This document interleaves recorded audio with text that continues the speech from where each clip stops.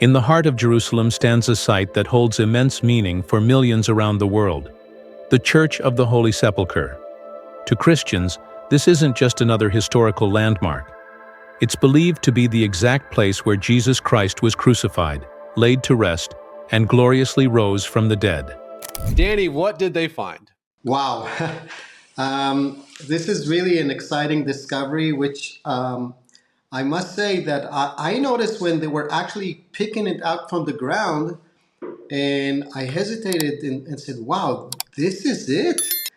And I published it, and we spoke about this, but it's now coming out in headlines in the official media. And it's funny because we're just talking about soil. Over centuries, it has become a place soaked in devotion, wonder, and awe, echoing the most profound moment in human history: the resurrection. But something remarkable has taken place in recent years. During vital renovation efforts, archaeologists were granted rare access to explore beneath this sacred structure. What they discovered wasn't just ancient artifacts or forgotten ruins. It was compelling evidence that lines up with a detail from the Bible that has long been debated. For those who've ever questioned the historical credibility of Scripture, what was uncovered beneath this church might just change everything. Before we go deeper into this discovery, make sure to subscribe to our channel. It helps us keep bringing you fascinating stories and powerful biblical insights. Now let's explore what makes this find so special. The Church of the Holy Sepulchre, also known by Eastern Christians as the Church of the Resurrection, is built upon ground that many believe to be Golgotha, the site of Jesus' crucifixion, and the nearby tomb where he was buried and rose again. Today, this church is nestled within the dense, ancient streets of Jerusalem's Old City, surrounded by marketplaces and pilgrim pathways. However, during the time of Jesus, this area wasn't inside the city. It was located outside the walls, and historical studies suggest it was once used as a stone quarry, where rock was mined for construction. Here's where it gets interesting. The Gospel of John describes Jesus' tomb as being situated in a garden, something that has left scholars puzzled for generations. John 19:41 states, "Now in the place where he was crucified, there was a garden, and in the garden a new tomb in which no one had yet been laid." How could a rock quarry double as a garden? In 2022, as part of major restoration work on the church, archaeologists led by Professor Francesca Romana Stasolla from Sapienza University of Rome were given permission to excavate underneath its floor. What they uncovered was nothing short of stunning.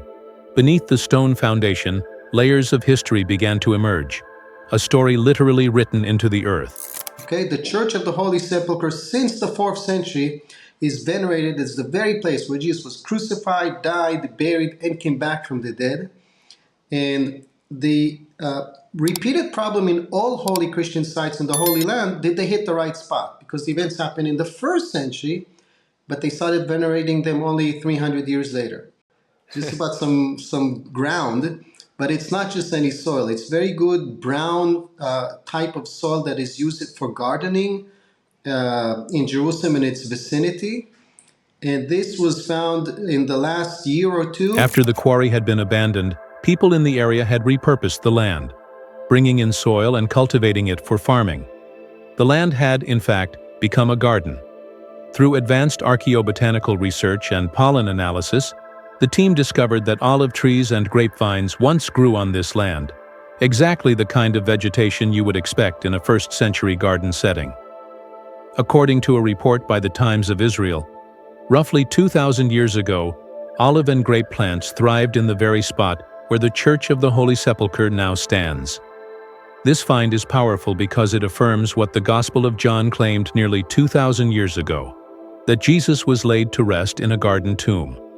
And now, physical, scientific evidence confirms that such a garden existed in that very place. Going back to John 19:38-42, we read how Joseph of Arimathea, a secret follower of Jesus, asked Pilate for permission to bury him. Along with Nicodemus, he prepared the body with spices and linen, following Jewish customs. Because the tomb was nearby and it was the day of preparation, they placed Jesus there, in a new tomb within a garden. The excavation revealed more than soil and plant life. It also uncovered rock-cut tombs, carved into the stone after the quarry had fallen into disuse. These burial chambers are believed to be from the time of Jesus, and one of them has been venerated by early Christians for centuries as the actual tomb where Christ was buried. When Emperor Constantine came to power and legalized Christianity, he ordered that a grand church be constructed on this sacred site. His builders carefully preserved the tomb, now located under the great rotunda of the church. Some believe one of the tombs nearby may have belonged to Joseph of Arimathea himself, though this remains unconfirmed. Still, Christian tradition has always pointed to this location as authentic. Across centuries of wars, empires, and political shifts, the memory of this place has endured, held sacred by generations of believers. Professor Stasolla called the excavation a historical archive beneath our feet. The team found low walls used for planting, fertile soil layers, and strong evidence of olive and grape cultivation. This confirmed that the former quarry had indeed been transformed into a green, fruitful space, a garden that existed in Jesus' time. Some skeptics argue that the Bible is purely spiritual, that its accounts are symbolic, not grounded in real history. But discoveries like this prove otherwise. Over and over, archaeology is catching up with Scripture, confirming details once thought too specific to verify. A garden might seem like a small detail, but when Scripture says Jesus was buried in a garden, and nearly 2,000 years later archaeologists confirm that such a garden existed, full of vines and olive trees, it reinforces that the Bible isn't just spiritually meaningful, it's also historically true. The Church of the Holy Sepulchre holds more than tradition.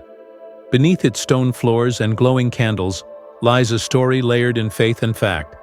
From quarry to cultivated field, from crucifixion to resurrection, the ground still speaks. It speaks of a tomb. It speaks of a garden. It speaks of Jesus. And once again, it's declaring loud and clear, the Bible got it right. Whether your faith has been strong for decades or you're only beginning to ask questions, findings like this remind us. The stories written in the Bible are not myths. They are real, rooted in earth and time, and still revealing truth to this day. Because sometimes the stones cry out, and in this case, they whispered of a garden,